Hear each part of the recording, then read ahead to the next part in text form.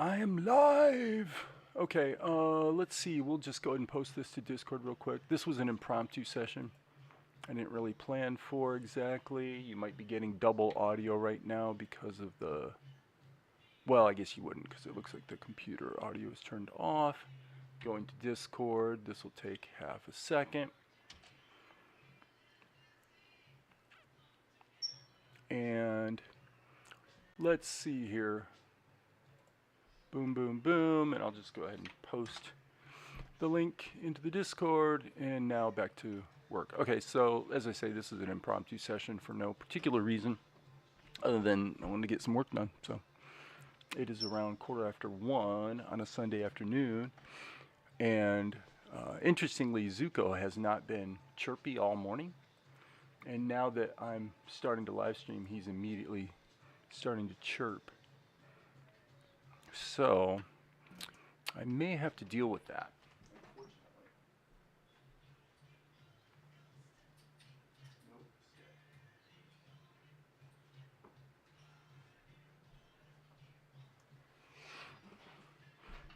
Honestly, for an afternoon session, it might be not a horrible idea to see if Val wants to bring Zuko out and take him upstairs to hang out with her. Anyway, here we are. Hey, Amar. We're one thing I have been doing is on episode 3 is every time I start a new shot, I'm kind of making a gamble on how many frames the shot's going to be. So there's going to be some excess frames sitting in the folders. But what I'm basically doing is going ahead and rendering it out and putting it into the show immediately. So what we have here, the current shot I'm working on, is obviously about as simplified a pencil test as it gets.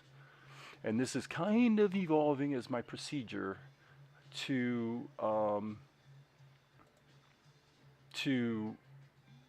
get a feel on how the acting is working and the timing, basically the editing as well. So as you can see, I got some good leverage yesterday because here's a 7-second shot that was literally reconstituted from this earlier shot, which was quite nice.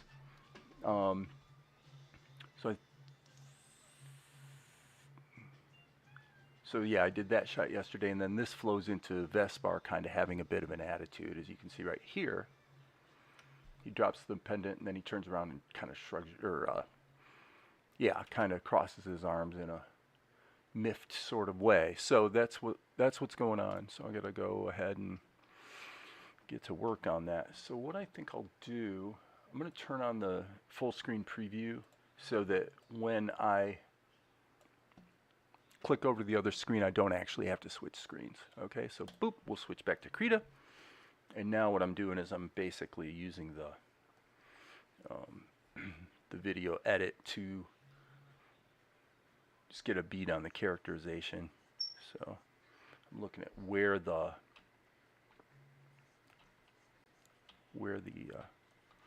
edge of this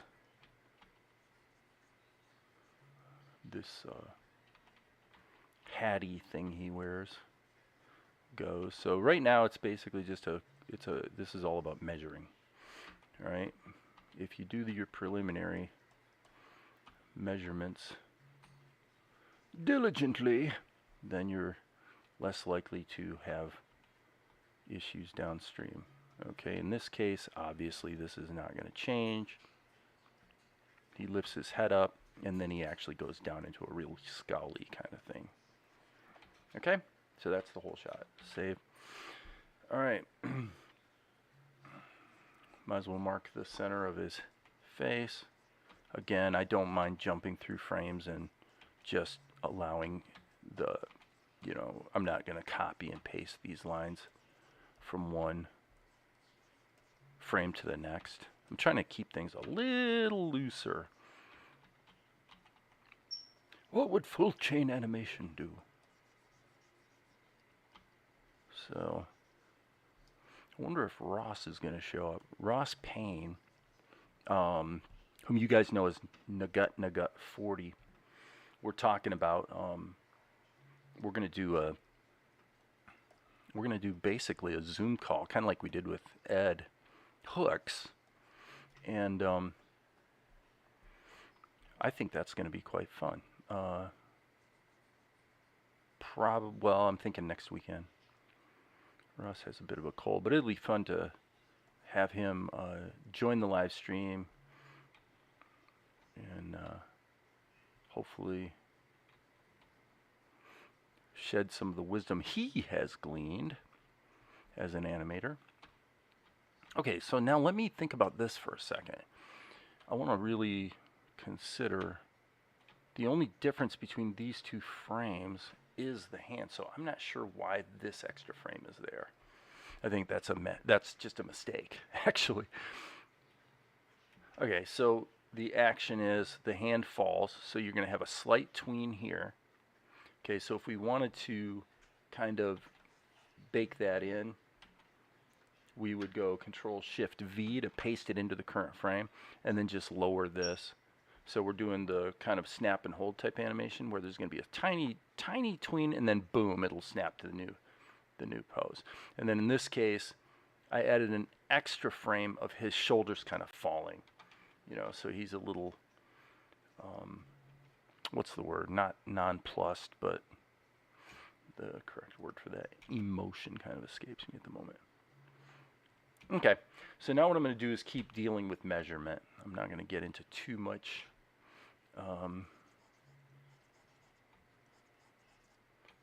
detail. I just want to make sure that the flow, I think the way I'm doing this has been helping me to get good results, and quick too, actually, despite the fact that I'm definitely doing a little bit more full animation. Admittedly at 8 frames a second, but definitely a little bit more full animation than I used to. I'm really trying to allow the acting part of it to be a little more prevalent. And we'll see how that goes. I've been really happy with the results so far. So,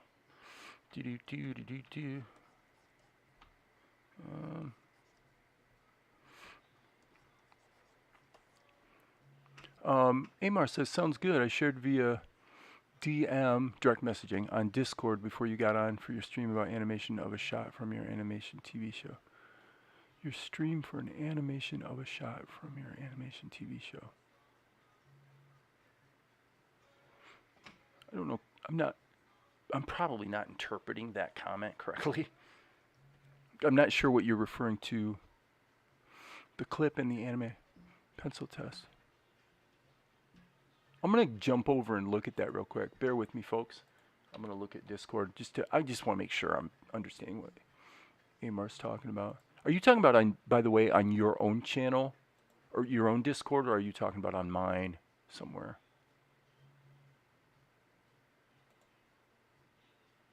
Oh, I see. Well, I see a pencil test. You know what we could talk about today, actually? By the way, okay, so I'm just looking like this is, you're probably talking about what we chatted about last time. No personal. Okay. All good.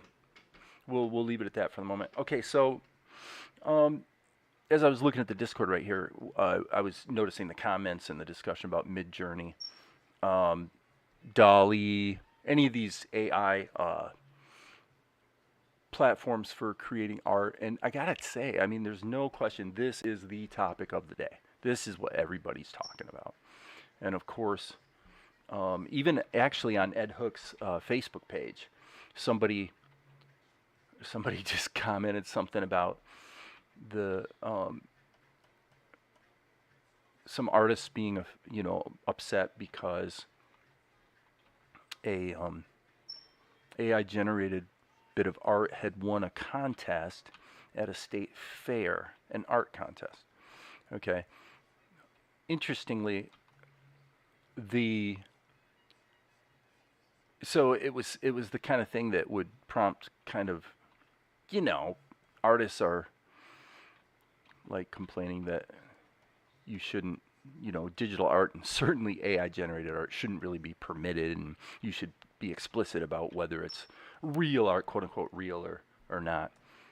I'm not sure that I agree, but if you looked a little deeper on that particular event, it turns out that the category that they won in was specifically digital art.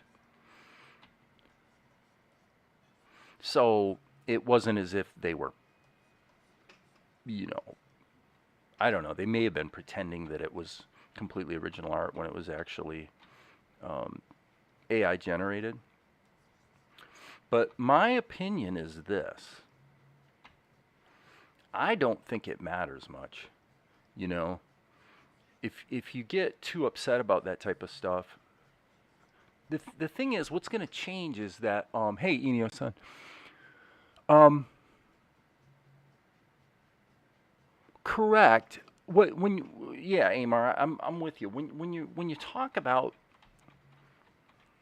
gosh, I actually have a book on my bookshelf that's all about the tools, the mechanical tools that were used in the Middle Ages by artists to um, get photographic results, and the perspective flaws that are the result of the optical mechanics of the devices they use betray the fact that they weren't actually doing a great job of measuring, for their paintings. In point of fact, what they were doing was using optical devices to cheat and project what they were seeing onto the canvas.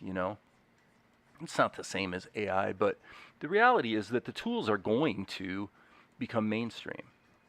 And then, just like what the example I always give is bullet time in the Matrix, whenever the tools become mainstream, then you're going to start seeing their use popping up everywhere in sort of the bottom feeder art arena. And that's not a disparaging term. In other words, like in advertising, the way we saw bullet time in every commercial, back in the 2000 period. I mean, this is what happens. And so, you're not going to change it. You're not going to get rid of it, and it doesn't do any good to complain about it. And it also actually points up the value of an actual organic analog painting, as a physical, one of a kind piece of art. At the end of the day, I think the salient point in terms of people being able to like make a living or whatever is whether the art is good. In a team climate, like maybe a game development shop or something, to look at using AI to facilitate the either the development of the look of the show or to generate backgrounds or whatever. As I say, it doesn't do any good to be in denial about it. If the tools are good, then not only will people use them, but I would argue that they should. It does change your job a bit. I mean, what your job is does become something a little bit different when part of that job is using tools that really do effectively replace some of the things that you had to do. Now, in an A/B test I saw on YouTube, a game development design guy went up against current AI. I think it was Dolly or one of its derivatives. Um, and he did win 2 out of 3. You know, in terms of, and they were kind of judging on both image quality and whether how well the art satisfied the requirements of the description for whatever the shot was supposed to be. You can find it on YouTube. One of them was something like female robot guarding computers. So there's like this, hey, full chain.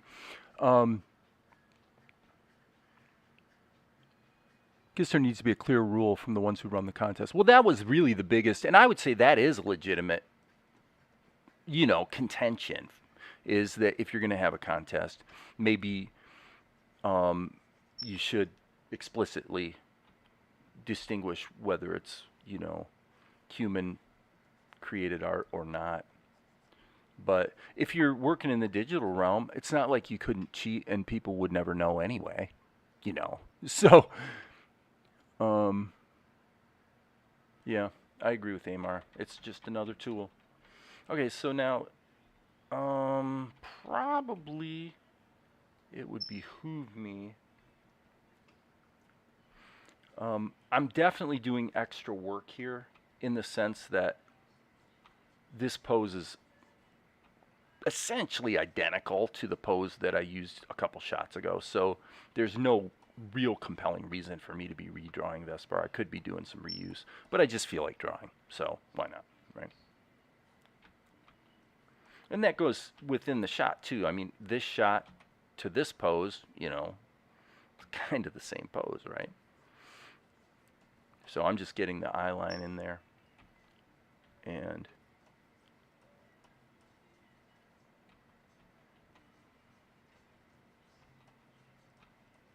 whoops.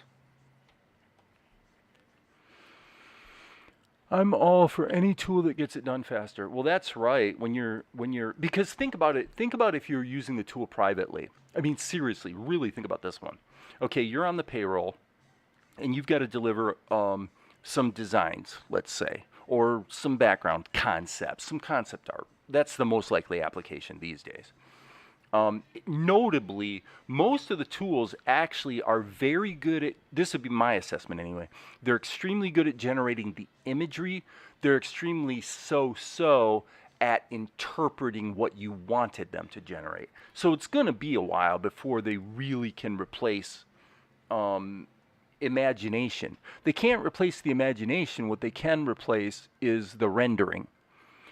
Which means, for me, if you had an AI tool, like a great example would be this. Make no bones about it, guys. If I could take this and then grab this shot from the show, and by outlining Vespar, I could convince my software tool that what I wanted to do was project this drawing into this sequence, and then it would actually figure out, it would, obviously under the hood, what it would do is map it to a 3D, model, and then it would basically calculate all this and do the characterization for me. Okay? If I had that tool available to me, I would absolutely use it because I only care about storytelling. At the end of the day, it is not the love of my life to sit here and draw. It's fun, and it's good for the soul and all that, but getting back to what I was saying before I diverted into that example, if you have to deliver, especially if you're working remotely so nobody can see what you're doing, if you've got to deliver 16 conceptual drawings to your employer so that they can sort of make some choices about a design direction, and you had a tool like that at your disposal and your employer didn't know it, and you could generate designs that you were satisfied with. That's important. You're satisfied. And you could do it in half an hour instead of 3 days. What would you do? I know what you'd do. You'd use the tool. And then you'd go back and use the imagery generated by the tool to actually take the concepts a step further, perhaps. So in other words, it becomes an interactive tool where the tools are actually helping to train and improve you. So what? Okay, I'm going to look at the comments for half a second here, and most are not good at learning, mediocre, or feel they'll be able to compete.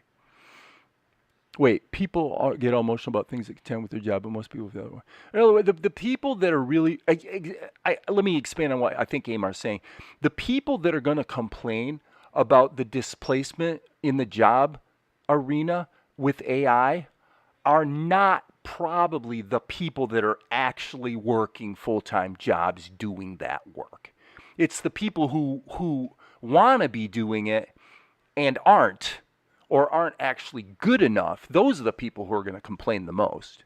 I would almost guarantee you. Hence, you're going to see it on, your Discords or whatever forums people, sit and complain about things at. AI can replace both imagination and rendering, but it can't replace choice because it still mindlessly spews out whatever. Yeah, and my tests with it have been pretty mediocre in terms of what it generated for me based on what I was trying to create. That's for sure. Amar says the rendering of a background, concepts, animation, game development will be immense increase of productivity for the solo creator. Definitely. At the animation rough stage, have you tried a really fat brush at low opacity? Sometimes helps me visualize the volume. Yes, I have. that's a totally legit approach. Um, It'll make indie creators far more productive and competitive. Maybe not. Maybe not. Here's the thing. Actually, it's interesting because Ed Hooks had um, I don't know if it was the thing about AI or it was something about the platforms cutting back on original animation investment. Okay, so Ed Hooks on Facebook had posted something about that. And it was really interesting that Bay Rate came on because Bay and Ed are friends apparently. So Bay Rate comes on and he makes a comment that I totally agreed with. And Bay Rate, I'm pretty sure, if I'm remembering this correctly, I believe he modeled Gollum for The Lord of the Rings. I mean, he's a legend in the CGI world. Bay Rate is, at least as a modeler. I haven't followed his career, but um, and Bay was basically talking like me. I thought, it's like he was basically saying, people think that 7 seconds of animation is going to sort of carry the day, and it won't, and it's all about the edit. And I mean, the basic vibe of it was it's the storytelling that matters. And I'm like, dude, I actually replied to it. I said, dude, you're a legend. I want to interview you on my YouTube channel too, because it'd be really interesting to pick his brain as somebody who was at the heart of some of the coolest stuff that was done in CGI going back 20 years, and then he's seen the industry unfold, for a generation. So he's going to have an interesting and probably very pragmatic perspective, because here's a guy who worked very hard, I'm sure extremely long hours, doing work that if he had a tool that could cut the time down by an order of magnitude today, I'm sure he'd use it. Why not? Um, my caveat on Amar's comment is that it doesn't matter. Think of animation as, you got a plot, you got a script, you got character design, you got rough animation, you got tweening, you got ink and paint, you got voices, you've got music, you've got color correction, you've got editing. Bay Rate's comment was focusing on editing and how bad editing can ruin a show. The AI generated imagery fits into a fairly small piece of what makes a show an enjoyable experience for an audience.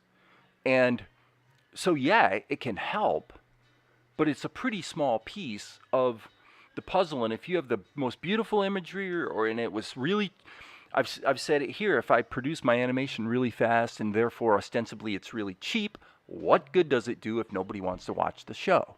If the show sucks. So I think as creators, especially as Amar says, independent creators, you have to keep that in mind. Nobody cares actually how good of an animator you are.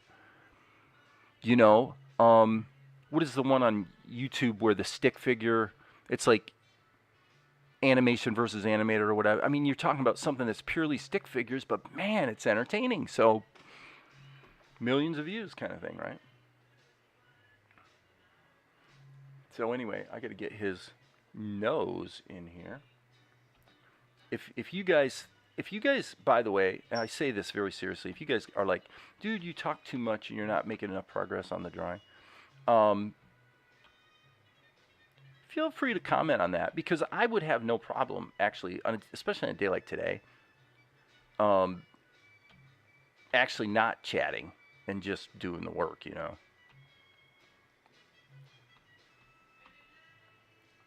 So hopefully the music I've got playing in the background, which I put on basically for Zuko, hopefully that's not bleeding through and gonna cause me to get a copyright strike. Can you guys hear music in the background?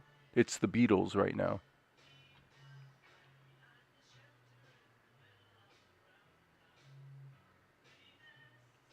Yeah, the whole animator, I mean, that started as Flash animation, so it's going back quite a ways actually. Okay, so now let's look at characterization here. We're going to say, let's put in a curve to represent his eyebrows. And then we're going to go to a despondent is the word I was looking for before, not nonplussed. So he's still kind of ornery, but it's not exactly what I would call angry. but now it comes back down.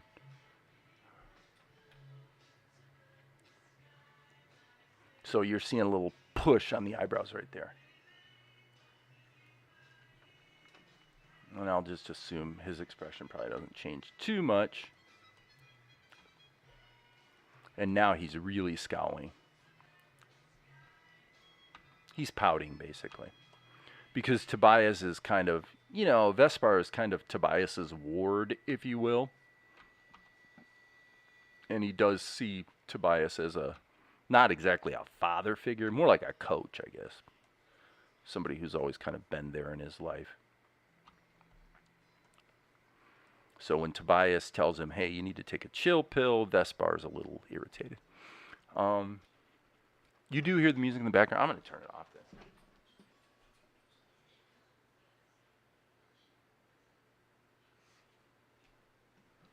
Kind of stinks, but Zuko's doing okay today. He'll probably get chirpy, but we'll see. So again, I'm doing non-reuse here just because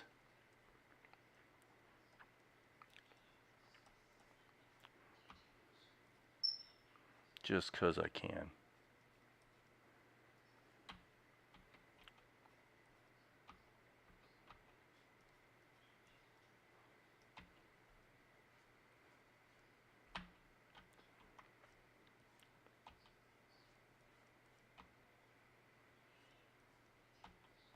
Yeah, so you can't really, I'm zoomed in enough that you can't really see that on this last sequence, it's all about the shrug. So again, as I said, what I've been doing is just rendering as I go, so I can just see the flow of the edit.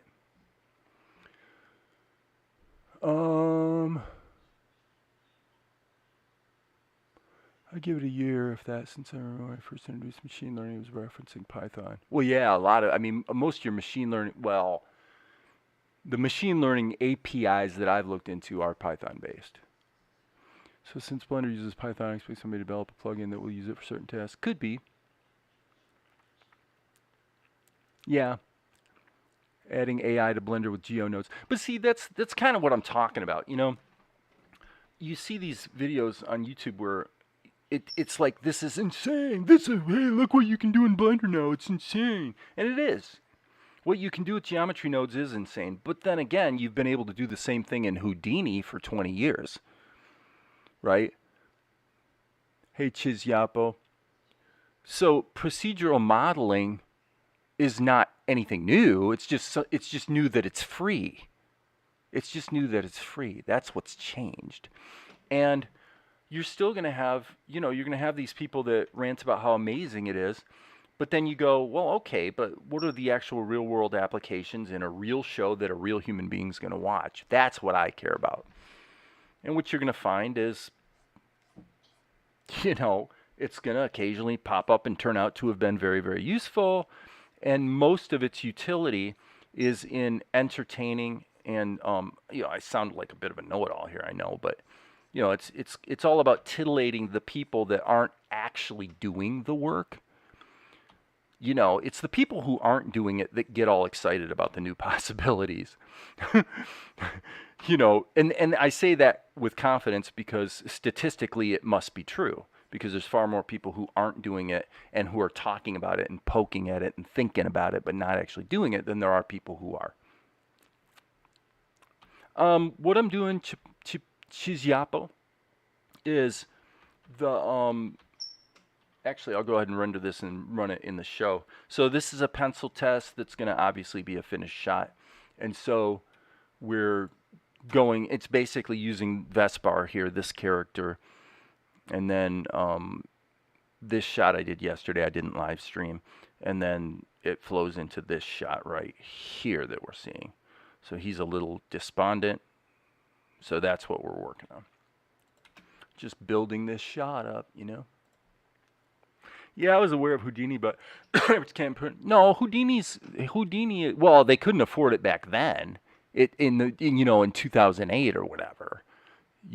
But Houdini's had a free version for a long time. So, and that's neither here nor there. My point is just that In other words, if you really, really were excited about procedural animation and you really, really were going to actually do something useful with it, you've had the means to do that forever. So what's changing now is that you've got all kinds of people who are not making their living creating amazing animation for the most part. They're making, or at least there's a lot of people relatively successful on YouTube who still aren't making a living, but these people are about getting views of YouTube videos, so they have these videos posting about all this stuff about how amazing this feature is and that feature is, right?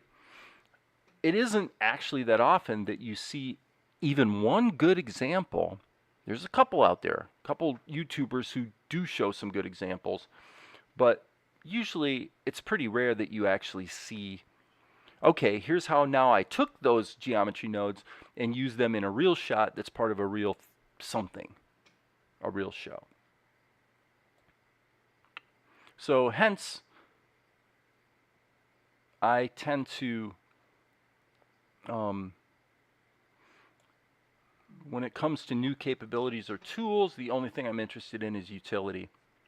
Now, that said, giving Krita 5.1 another chance on this machine, which I haven't done yet, and see if it's relatively portable and relatively stable, would not be the worst thing in the world, because the advances with the fill tool could definitely prove to actually be a time saver. Because with the current version of the fill tool, like in OpenTunes, I would be able to draw a lasso around this, and it would instantly do the flatting for me. So that is a time saver for sure. But only compared to, say, doing something like this. Let's just say take the G key and go like this. Okay, boom, flatting's done. Doesn't have to be perfect, right? Now, if you're going to use it as a basis for later fill operations, and you're doing flatting on finished ink work, then you want it to be accurate. But the chances are, if I had finished ink work, I could probably go click, click, click, click, click, and it's going to be right. That's what I did a couple shots ago that I live streamed, you know. So, anyway, Hubert's Dynamo series, and he only uses the most basic tools to make the most advanced stuff. Well, that's right. You know what? Chizyapo, Houdini, just, you can Google it, dude. Houdini is a animation program that was always much more expensive than Maya or 3ds Max, but it was always also more capable, and it was so expensive back in the day that it was limited to, you know, really pro Hollywood production companies that used it. But it had a procedural model. In other words, everything in Houdini can be understood and manipulated through a node system. You know, just like the node-based editor in Blender, which now does include geometry nodes, or like the schematic in Tahoma 2D or OpenTunes. Same concept. You know, you're just basically doing operations that connect to each other through a node network. And then it's procedural because you can always go into any of these nodes and change the parameters, and everything downstream changes. But unlike a stack, like in Photoshop or something, or in Krita where you have a stack, you also can split it off in different directions for various reasons and then recombine things back together. So it becomes a very flexible paradigm for whatever, you know, traditionally compositing, of course. Okay, let's get into getting his face probably looking more or less right. Let's jump back to this for reference. And then it's really just a matter of getting the sizing right here on the, we do not want to be in erase mode. And by the way, I should probably save my work. So what I'm going to do is, the main thing is the basic size and positioning of his eyes. And then in Vespar's case, he's got that Kevin Bacon kind of bony cheeks going on. So let's look here. This is essentially a tween. When this is actually inked, this frame will not change. So I'm even going to put an X here because that frame is all about animating his hand. So we're going to skip forward. There's no reason to fiddle with it.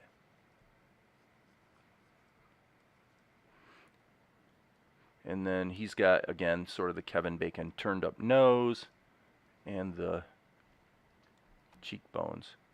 Okay, so now let's look at this. Okay, same thing here.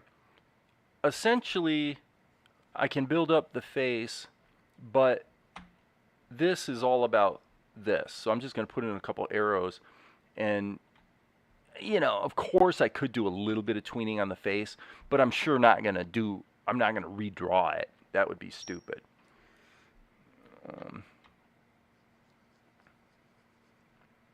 Here, I'm wondering if maybe that's actually just a skosh high.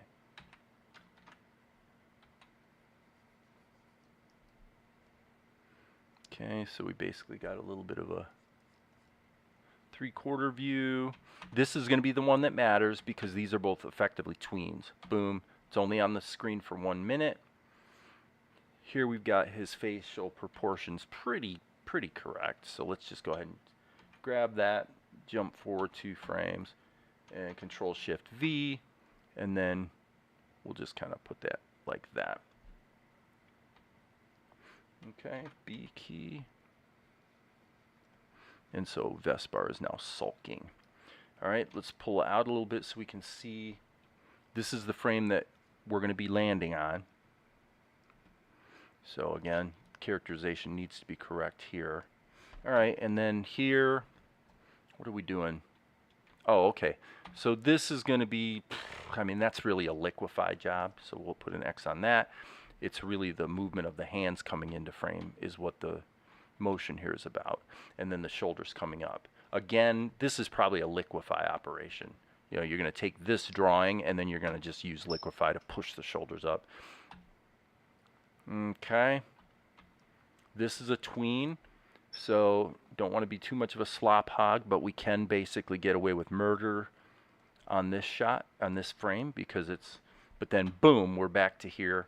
And then here again, the sulking needs to be clean and correct. So I'm going to go ahead and take those indications out so that I can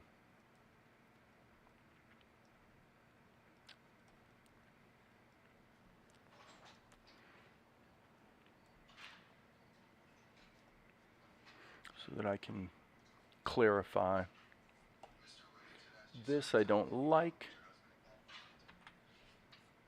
Okay.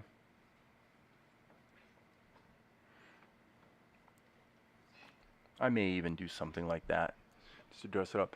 For subtle action like shrugs, I usually only draw the shrug itself. Whichever action you intend for the eye to be looking at is good to draw first. Yeah, I'm just, as I'm going, I'm thinking about the things, you know, what changes and what doesn't change, and what changes only a little bit and could just be done by squishing the pixels around versus having to redraw it. There's really not that much in this shot that would have to be drawn over and over and over. I mean, for example, if the characterization on this here is correct, then isn't this really just a reversal of this, you know, and then sort of tilted down a little more? So there's things like that you're just kind of always thinking about.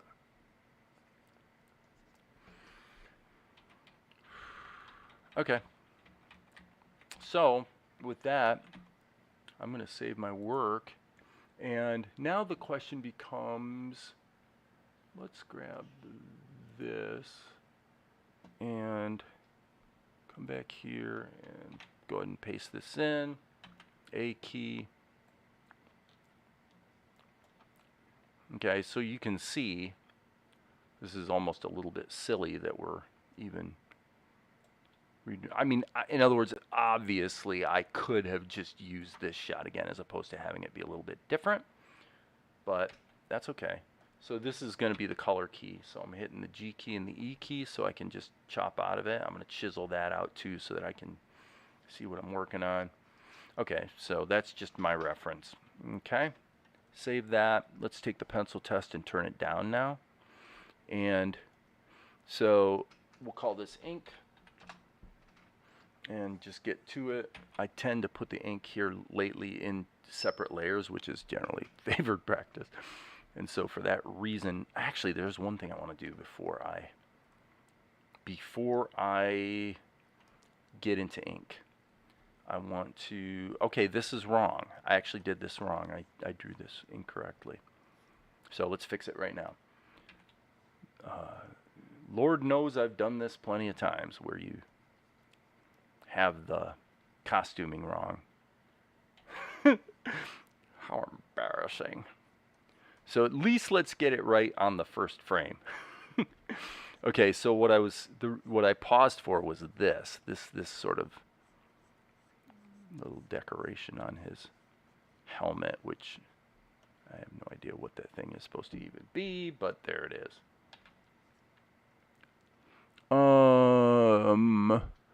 An approach is to pretend you're making a comic book panel. You're allowed to do one or two poses that best illustrate the whole dialogue balloon. Start off with those dress and the rest branch off those. Absolutely. Everybody who's here who isn't full chain animation, look at the comment he just posted. He is 100% correct. That's pretty much how I approach it. It all starts with what's the pose that tells the story. And I think that if you're an indie producer on YouTube, it would be a totally legit approach to an animation to actually create a webcomic first, with dialogue balloons and the whole bit. And then, but do it in a way that you can then take those assets and leverage them into the animation process as well. Why not? Okay, let's turn this down and we'll call this PT for pencil test. Save our work. And now I'm not switching to an ink brush per se. I'm sticking with my quote unquote pencil. And now I'm just gonna take my time and have some fun. Now let me look at what the ink brush looks like. I mean, you could go either way. This is actually 2 pixels. But for more delicate stuff like faces, I just tend to like using the pencil better. Okay, and now here, this was my basic complaint about Krita, is that when you hit the M key to flip the canvas, it doesn't center on what you're actually drawing right now, which is kind of silly. Okay, I want to hit Control Insert, make sure there's an animated keyframe there.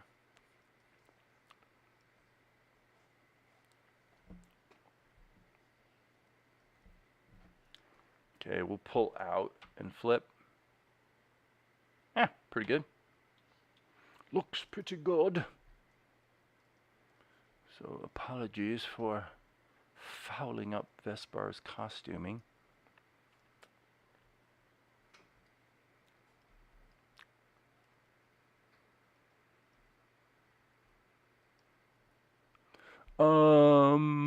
Okay, yeah, no new comments.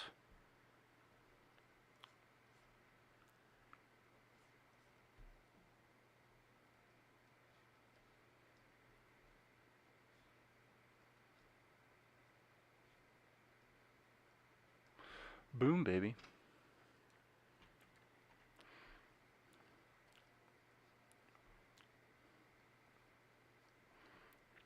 So yeah, Vespar's definitely in a foul mood. He's in a foul mood. That looks pretty darn good. It definitely looks like Vespar. Okay, so I'm going to hit the Q key, and all that does is turn on the smoothing so that as I'm drawing this, it's a little easier to make controlled curves. Same thing here.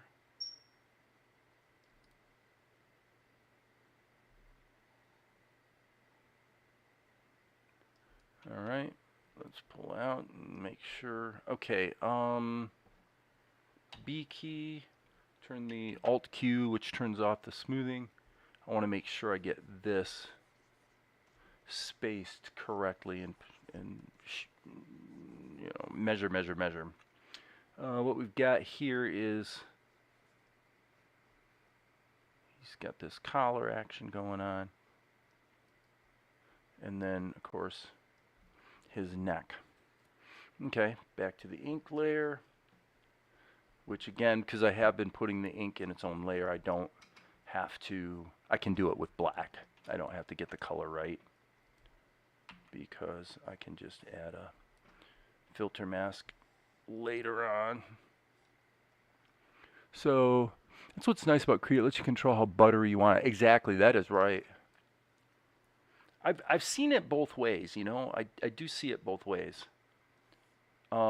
If you go too crazy with, in what I've found on this show is that if you try to get that scanned pencil art, you know, scanned paper look, it tends to backfire. You would think it wouldn't, but it usually has, in my experience. I'm not really even sure why. It's been a bit vexing.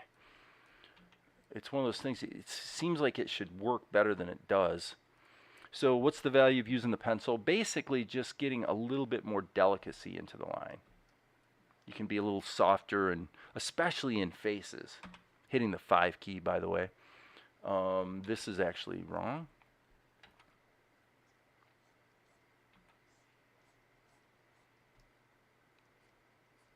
That feels better. So that type of thing right there where you're sort of sketching to sort of dial it in, that's where I find, and plus little subtle lines like that, or here, that's where using the pencil is quite nice. It tends to result in a pretty nice look once you color it and, you know, do it up correctly. All right, here we'll probably just kind of put in some wrinkle indications there. Hey Maria. Okay, so here's that. Wrinkle, wrinkle, wrinkle. Okay, so now we'll just turn on the Q key again, I suppose. This thing is supposed to be more or less circular, and oops, Alt Q turns it back off. Those are hotkeys I set up, by the way, so your Krita installation probably doesn't have those set up. This right here is probably the part of the whole process I've been enjoying the most. And it's the part that historically I've had a tendency to rush. It's just really drilling into just drawing, you know. I love it. I love it. Okay. This is gonna have a wrinkle there.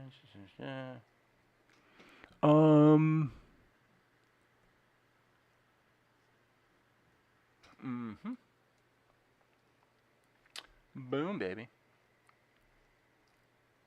Okay, so that's gonna be, we'll just animate that by using the freehand, or the, I should say the transform tool.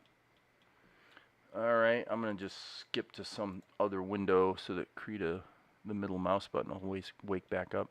Alright, let's take a look. Yeah, that feels pretty good. I mean, that's got a nice delicate look to it. So, alright, so now what we'll do is, let's make a couple little corrections here. This layer, I like to keep all the layers pinned so I can see how they're responding to each other. And here, this is about as brain dead as it gets because we're just going to lasso his hand and go like that. And that's our tween.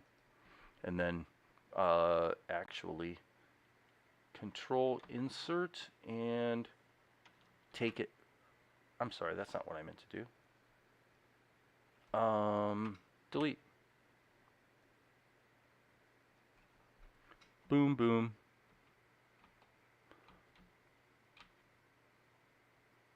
Okay, so now if we want to add a little bit of secondary on the hand move, no problem. Let's take the Liquify tool and just make a little change.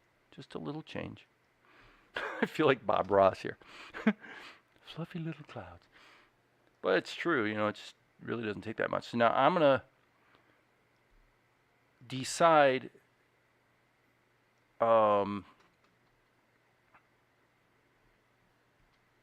Let me look at this. Yeah, okay, so this has all got to go. B or GE. Just gonna get rid of all that. Okay, just clean that out. And now we've used what we can, and we'll. Okay, so this frame here is going to be all about the shoulders dropping. Okay, so fine. All right. B key, back to inking. Not in erase mode, silly. This is the part where I'm really being cognizant. I'm going to try about whether I am losing my character. Okay. And by the way, I got to change this from what the pencil test had, because this is where you'll lose your character if you're going from a fairly rough pencil test to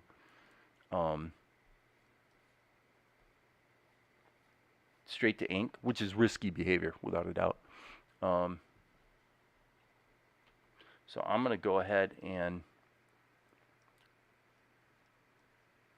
let the eyes stay on his target.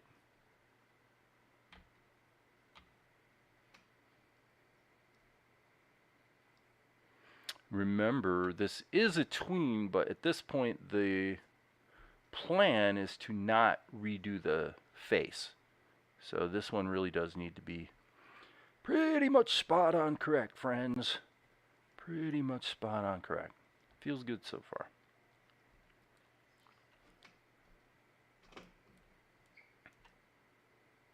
Is Darren live streaming today? I checked to make sure he wasn't before I went on. And it looked like he wasn't, so that's actually why I went ahead and. Yeah, that looks good. I'm even going to put a little tiny bit of one of those. When you're looking straight on, you definitely have that, as I say, Kevin Bacon kind of thing going.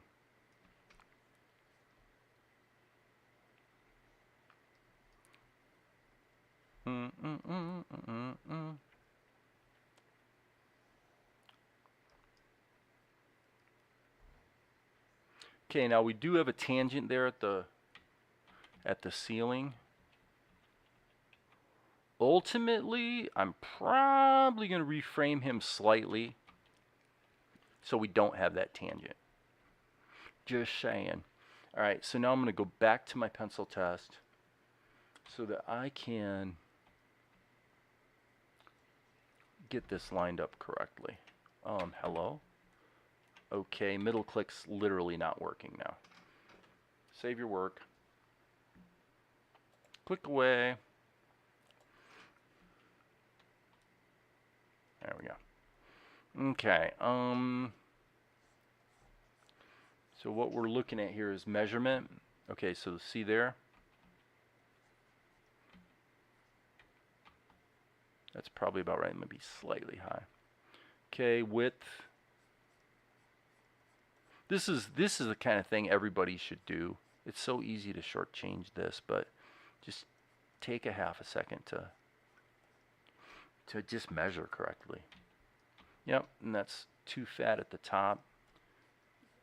So we'll be inking on the inner periphery of that, and I'm going to go ahead and do that right now.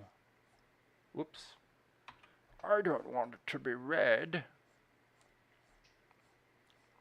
This is all the same color, so it does not need to be, this doesn't have to be a clean fill zone. But it does need to have a correct shape. Okay, so we got 7 people here. That's kind of nice. Thanks everybody for hanging out.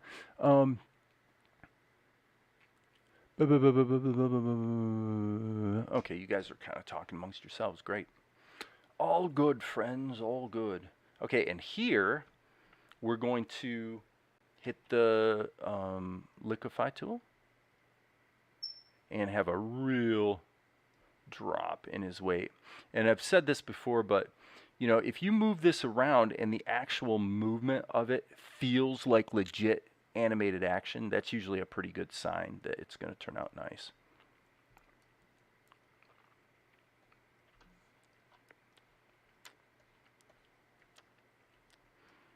Okay, so we can preview just this initial.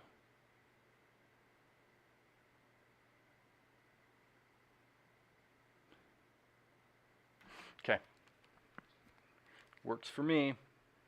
So what do we have here? Okay, this is where we need to start considering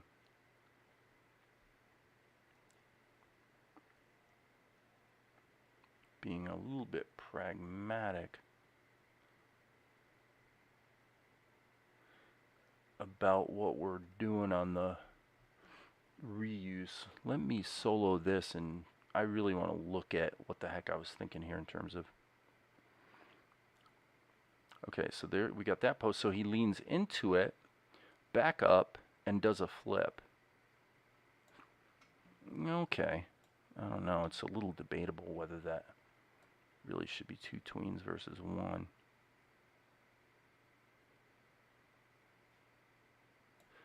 Let's give this a try. I'm actually going to try cheating on this one with Liquify. Okay, sometimes this works, sometimes it doesn't, but the basic gist is you go into rotate mode. Okay, except you want to be doing it on the correct layer. And the key thing to remember with rotate mode is the word reverse starts with R, so remember R means right. I need him to rotate to the left, therefore I need to unclick that. And you basically, that's it. That's it. That's all you want. you move your mouse, you click and you move it as little as possible, and it's fine. Okay, so I'm going to save my work. I'll show you what happens. If you drag just a little bit further, it goes nuts. They really should maybe build a little more gradualism into the rotate tool. But now this is kind of interesting because probably I can reuse this. Yeah, see, look at that. That's not actually horrible. We're just trying to get that. We're just kind of get a little life into the guy, you know. So now we can switch it around and we'll just go ahead and boop, do a whole new frame. Okay, so we're doing pretty good on our efficiencies here, I would say. But there's one other thing to consider. Should I be stealing this? It's worth a try. I'd be foolish not to at least try it. So I'm going to grab this bit here, Control C, go to this frame, actually this frame, hit Control Shift V to paste into the same layer, and then immediately, see this little icon here, boop, flip it. Look at that. This happens freakishly often. Okay, so now what we'll do is we'll actually take the whole thing with a standard transform and just shift it up like this. I mean, am I wrong? The difference, of course, is that his mouth is wrong. Okay. B key. Okay, and we'll exaggerate it a little bit. We'll allow that. Okay, now I'm going to pull back out here.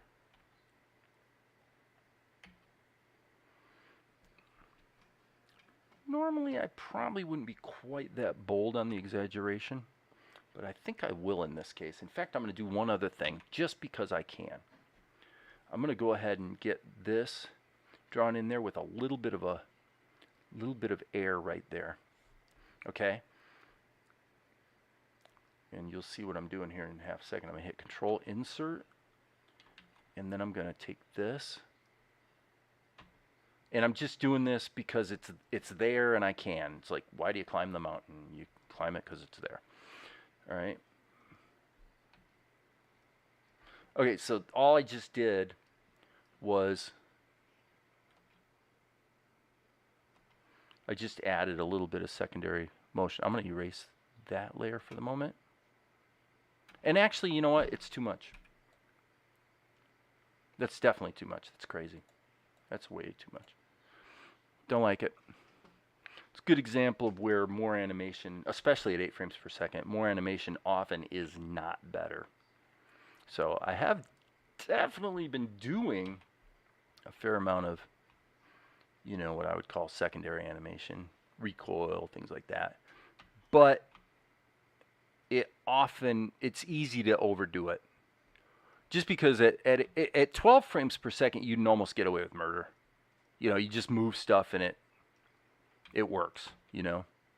It's a little different discipline, I would say. Okay, I'm going to take half a second to look at what's going on in the chat. Always doing stuff in the wrong layer. Are you, Full Chain, are you using Krita? I'm not familiar with your workflow. Are you basically a Krita guy?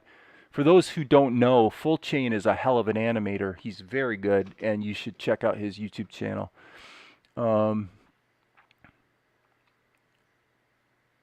And by the way, Amar's probably already gone, but see ya, Amar. Laters are... But yeah, Full Chain, my question was, are you actually a Krita guy, or do you use something else?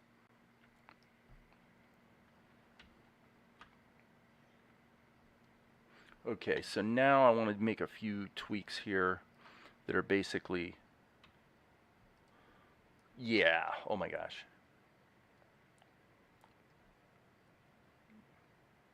Yeah. That was way off. Whoops.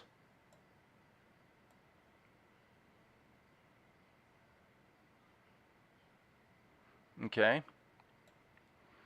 This frame is all about the hands.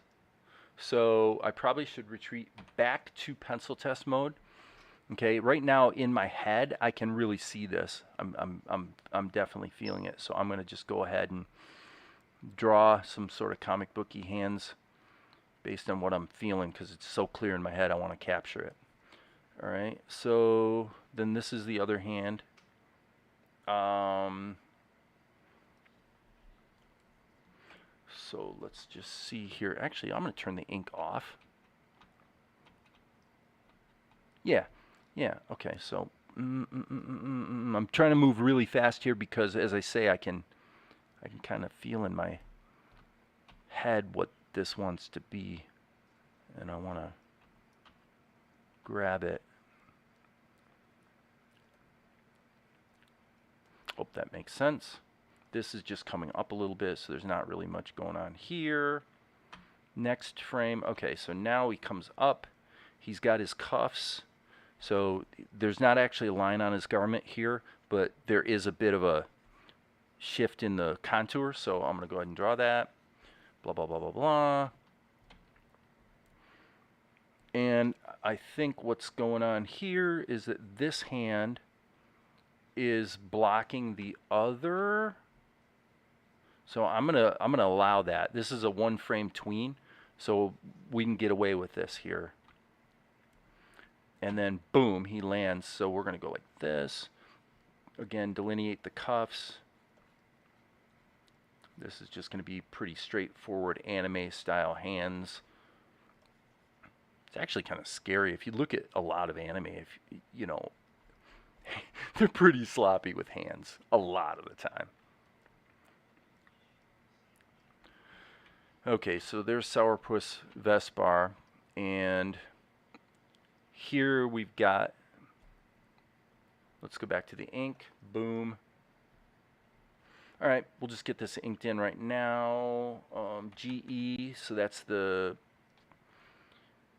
freehand path tool in erase mode. GE again, and then BE to jump back into brush mode. Let's try to do a real clean, whoops, that finger's too fat.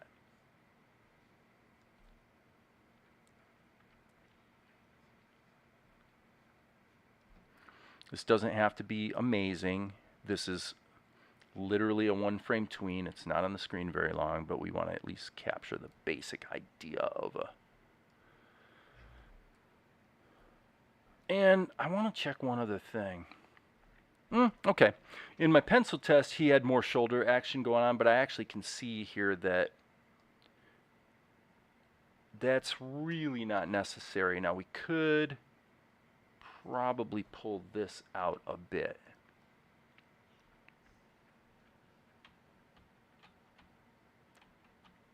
Okay, yes. And then what we want to do, this is going to be a little bit risky behavior again, but we're going to do a liquify. We're going to do what we did before in rotate mode, again in reverse.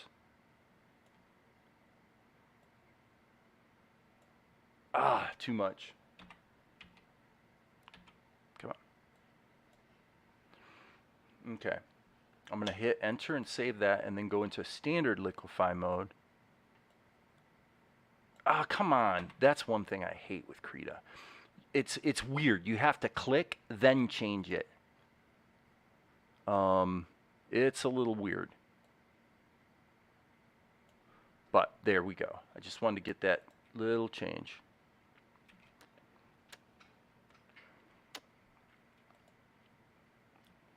Okay. Boom, boom. He comes up there. We're probably at a place here where... Oops, I'm on the wrong layer. We're at a place where we're a little bit at risk here of losing our character. So I'm going to jump back to the pencil test.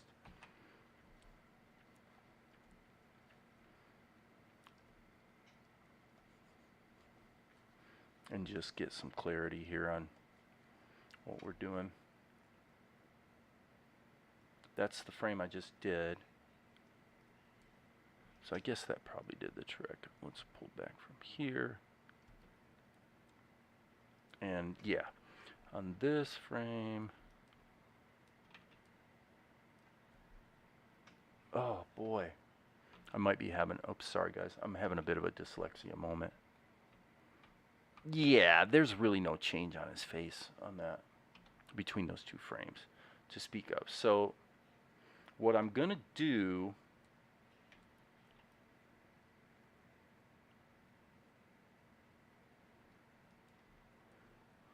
I think I'm just going to go ahead and just throw in his hands are going to be redrawn anyway. So what I'm going to do is just throw in a little bit of a change here like that. You know, again, as you squish things around, if they still feel good, if it feels like it's on character, you're probably going to be okay. Okay, so hit enter, GE. Let's just get rid of this completely so that I'm not trying to polish turds here. Okay, go back to the B key. And now, sorry about that little diversion.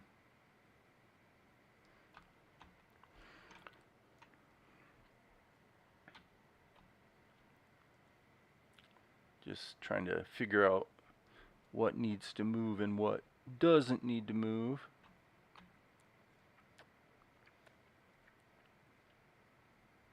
I'll just kind of do that loosely. Again, one frame tween here, so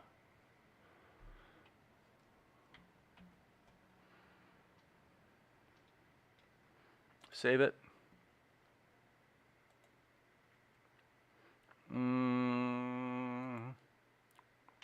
Insert. Time to go back to drawing. Boom, boom, boom, boom, boom. Now we may come back to stealing something for this shot, like that, but I don't think so. I think we're going to go ahead and just redraw him here.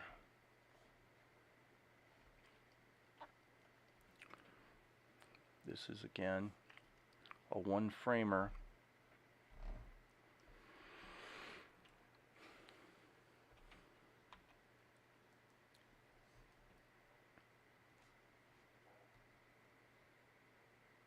Okay, I'm not concerning myself with making sure these shapes are closed. I'm concerning myself with making sure that the lines that are there are correct. Then I'll go back and do that, tighten them up.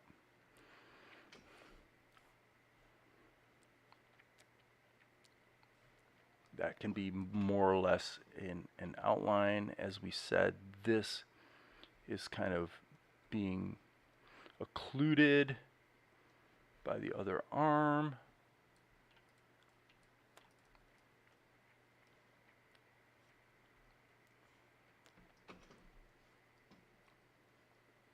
And I'm deliberately doing this on the quick side because I want to see how it turns out.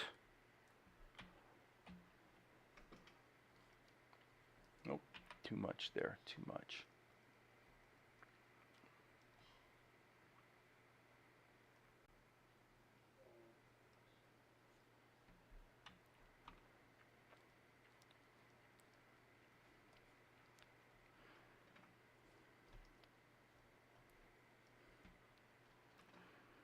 Boom.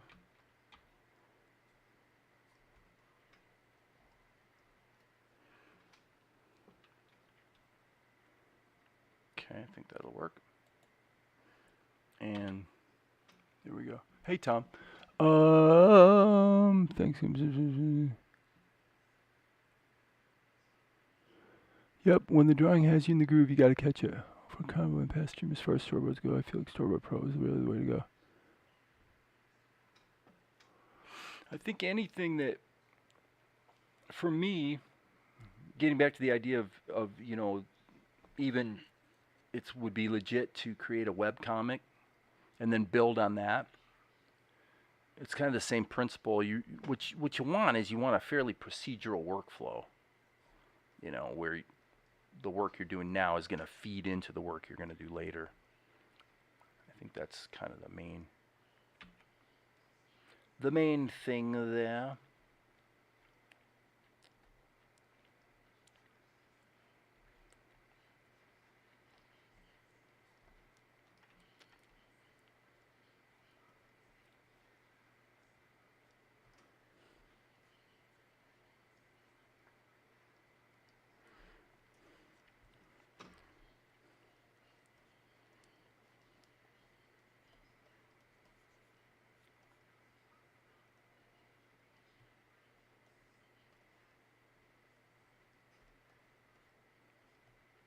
Very sulky. Very, very sulky. But the characterization looks good, so I'm going to say this is going to be pretty satisfactory. Let's tuck that in there. Keep this simple, as I said before, simple anime style hands. Okay, close this up. All right, and I would say here we want to go ahead and get the gist of his collar back in there. Probably we can leave that one out.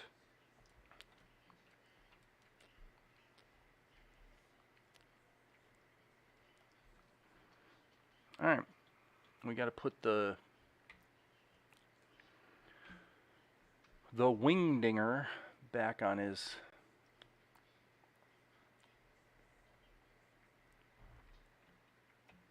helmet.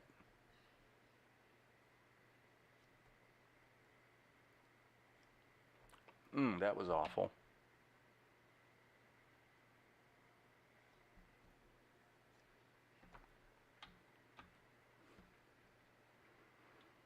Okay, let's turn that off, and I guess we can fix any obvious problems like that.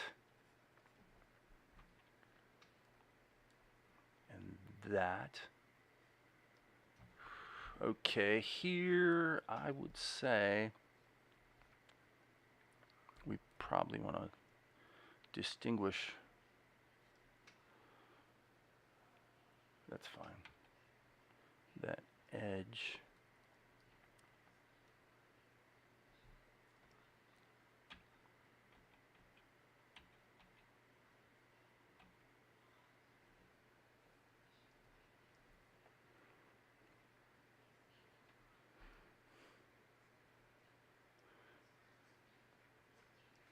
And I think a final contemptuous shift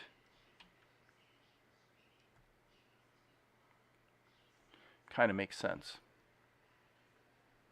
And when he does that, what if we just do one more slight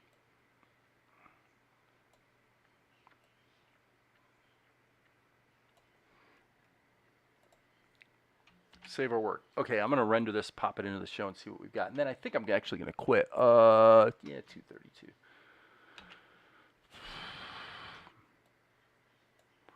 So let's render that.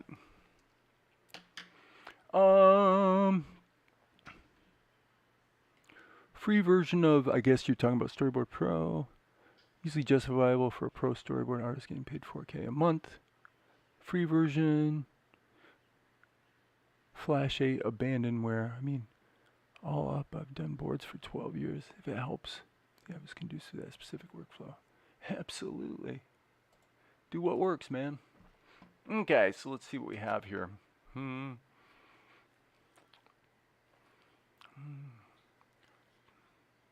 blah, blah, blah, blah.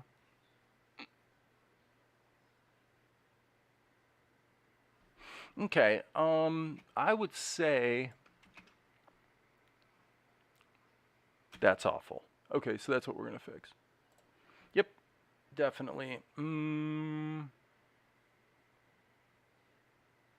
we've really got, well, quite a few frames of it, actually.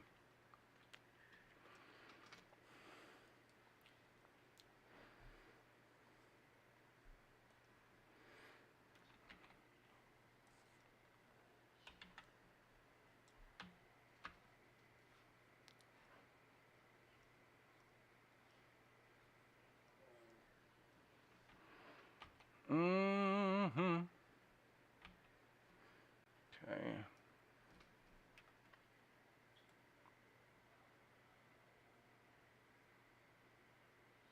Yeah, I think I'm just gonna, I did that a little sloppily, but basically that's definitely an improvement. S, Control C here. Actually just hit delete and then Control Shift V.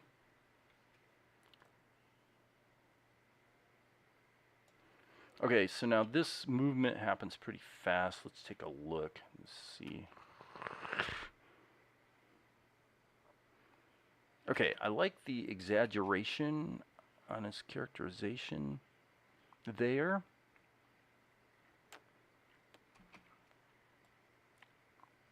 And there looks, let me jump back here.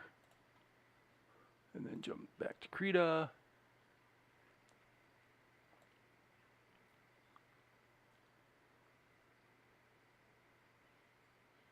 Yeah, his eyes get a little wider there. Yep, eyes get a little wider. So that's a little bit problematic.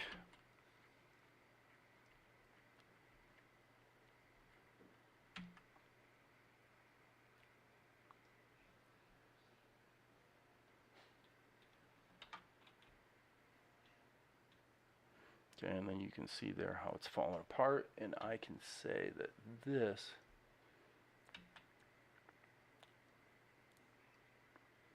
feels like the culprit.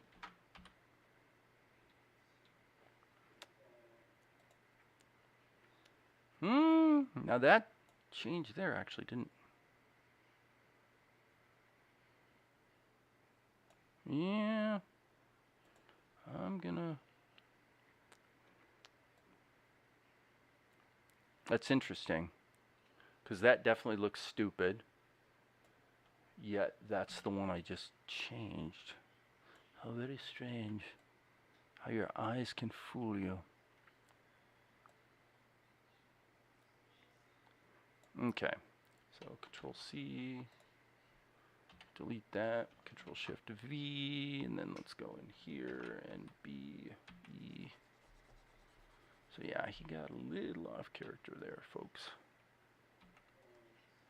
Would not be the first time. Okay, I think that's all tween, so I don't think it matters much. Even that, I mean, obviously we could fix this little bit right here pretty easily, so we might as well, but it's not like you're gonna... Oh, come on, really? You silly mouse.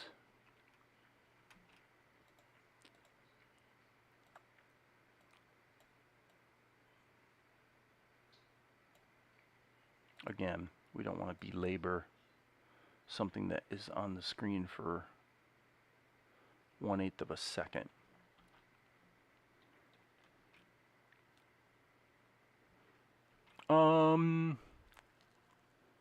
Yeah, there. You guys are talking about storyboard apps. For me, for storyboarding, I'm thinking if I was gonna use a storyboard dedicated app, I'd actually be using Blender. Pretty sure. Okay, it's not too bad. I mean, it looks like he's actually leaning into the screen a bit at the end there.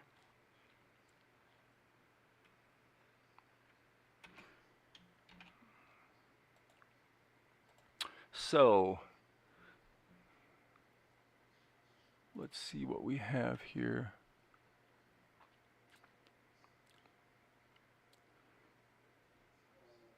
Okay, the biggest thing I want to do here, I would say, since he lands here,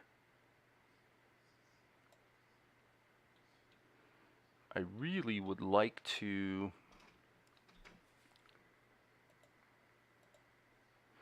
try something. Control A. I am going to try filter Jamaic, and hopefully it remembers the last filter I used because it's been a long time.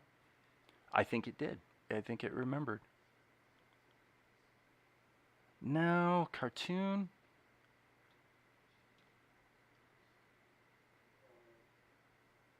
What was it? What was it? Sorry guys, but there's more than one way you can do it, but there's basically it seems to me it was in deformations.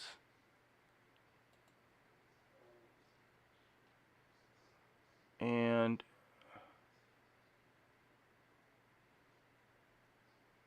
it might have been, no, it wouldn't have been distort lens. What you're looking for is noise. Of course, this is easy to do if the Blender people would be like,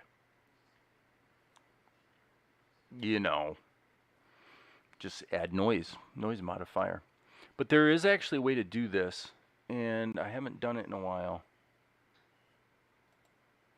Okay, ripple's kind of interesting. Let's turn up the bandwidth. Okay. But then we turn the amplitude way down, probably 1.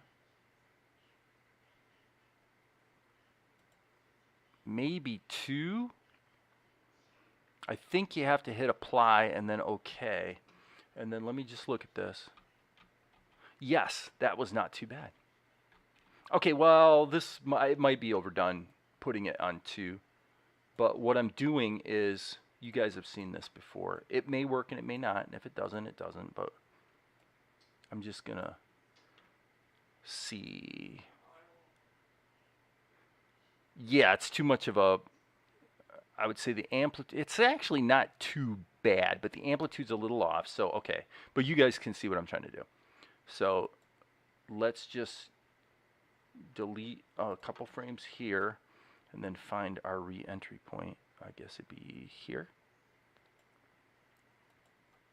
Okay, so now that I've made that tweak, I'm pretty sure I can get this right. So let's try it one more time. Filter Gmic. It should pull up the same filter I used just a moment ago. I want the amplitude to just be 1, and the bandwidth,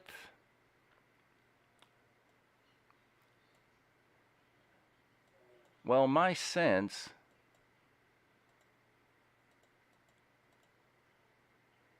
yeah, you want it to be somewhat broad-ish.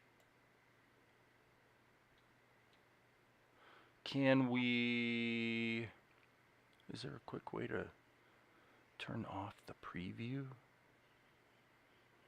Not really. All right, I'm going to have to take a chance and just go with it and see what happens. Okay, and what we'll do is we'll test it by just looping on these 2 frames.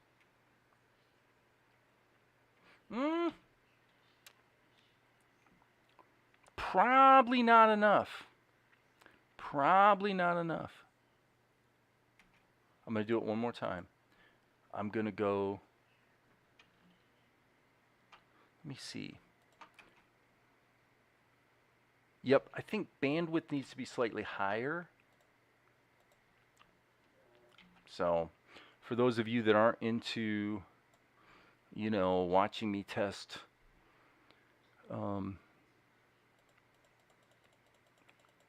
mic plugins, but I think, yeah, let's go ahead and put the bandwidth up. I think it was around 60 before, but we had the amplitude at 2. So let's try that. Apply, go. All right, so now let's loop that. Bad. If you use 1s or 2s for that hold self knows if it'll stand out from the rest of your scene too much. The length of the ripple, yeah, so that's the amplitude. This is actual screen size right there. So I'm going to say B. Oh, come on.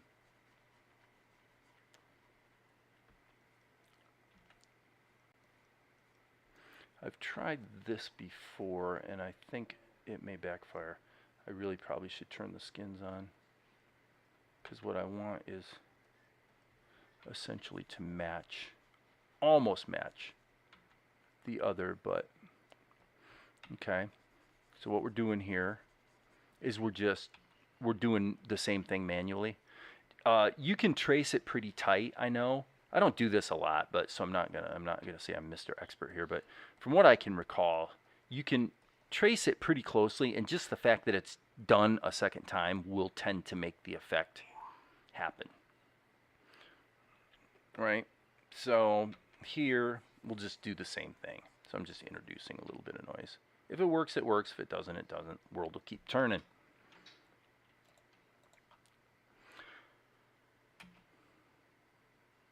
Yeah, that's going to be way too powerful of a change. So, that's unfortunate. I didn't really think it would be that radical.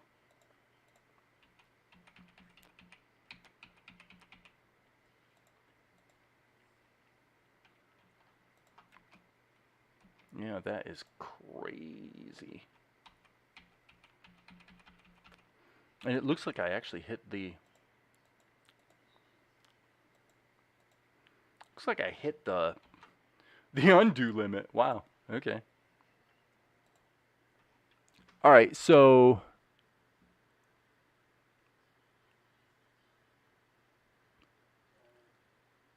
Yeah, it can definitely be...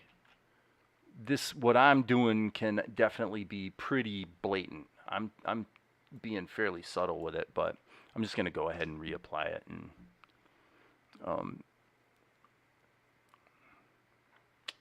gosh, let's try the opposite. No, wait, I think, let's try 40 and 1. Can it do fractions? I think it can. Let's do 40 and 1.5. Let's just see. Come on, you know. Yeah, that's not too bad, actually. When you look at it super up close, it seems a bit extreme, but actually right about there, not too bad. Not too bad. Okay. We'll go with it. What the heck? We'll go here, here, and let's just see how it feels. Okay. Sorry, we're not supposed to be looping.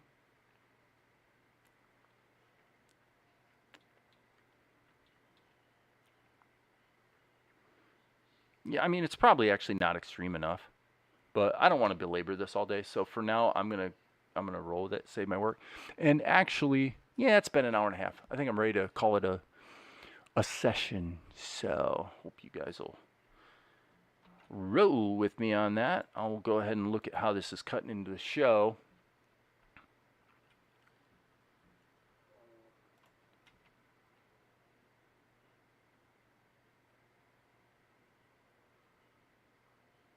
Yeah, it goes by pretty quick. It does seem a little extreme actually, but yeah, 1.5 seems like too much. So, full chain, what's the when you do that with when you do it the hard way with just retracing the lines, what is your how often are you switching between the two outlines? You're at 20 frames per second and then like I'm assuming you're at 24 frames per second, not 8. So would you be changing it every 4 frames or 6 or what is it? I've never timed it out, so I just don't know. So if you can post that in the chat. Because I have to say I'm not quite buying it yet. I'm not quite buying it. So I'm going to actually stick with the unaltered version for now. It's retracing the lines twice more, basically cycling 3 drawings and exposed at 3 frames. So I could actually, okay, well, let's do this then. Let's try this. All right. If we're going to do that at 8 frames per second, then that's on ones. So let's just see what happens if we do this. I'm not going to change the settings for now. And I'm going to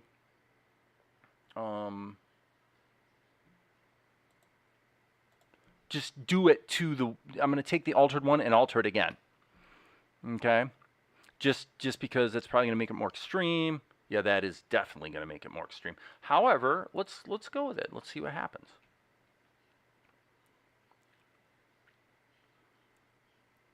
That's actually kind of interesting.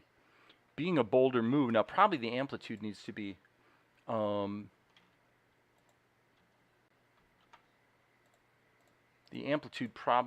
more broad.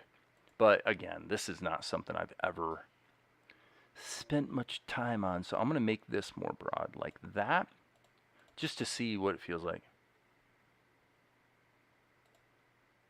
Apply. Okay.